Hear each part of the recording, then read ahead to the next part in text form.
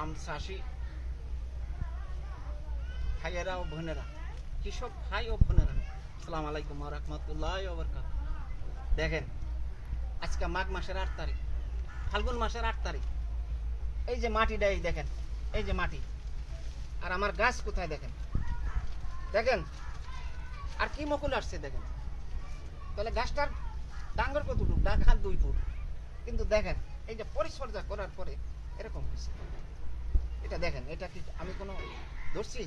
দেখেন এই যে গাছটা, দেখেন দেখেন গাছটা, দেখেন মুকুলগুলো, দেখেন মুকুলগুলো, গাছটা ডাঙ্গর কতটুকু দেখেন।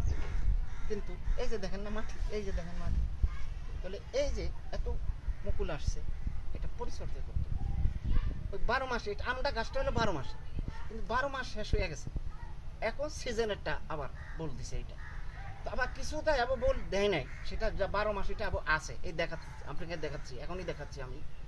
12 মাসে আমটাও আছে এখনো, কিন্তু ওইটা 12 মাসিটা যখন কেটে ফেলামো তখন এটা আবার সিজনে বলটা দিব। এই দেখেন আপনারা 12 মাসি আমটা, 12 মাসি আমটা, এই যে দেখেন, এই যে আমার 12 মাসি আমটা দেখেন,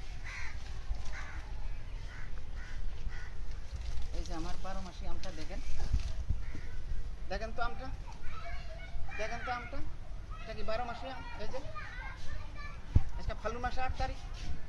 এই যে গাছটার বয়স কত? 1.5 বছর। এটা 3 ফুট, মাত্র 3 ফুট হয়েছে। এটা মাত্র 3 ফুট। দেখেন নাকি আমি বলবো, সবাই পরিচর্যা করে।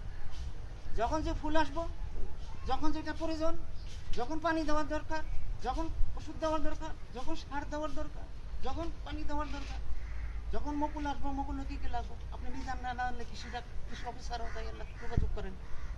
এখন তার কৃষি অফিসারের বাসায় ডাইরেক্ট যাওয়ান লাগে না, অফিসে যাওয়ান লাগে না।